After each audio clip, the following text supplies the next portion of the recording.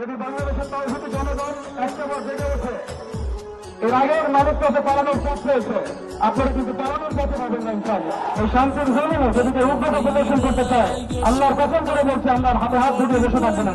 আমাদের একজন মুসলিম ভাইকে কুপিয়ে জবাই করে হত্যা করা হবে, তখন আমরা পশ্চিম কালেও চুপ করে বসে থাকবো না ইনশাআল্লাহ।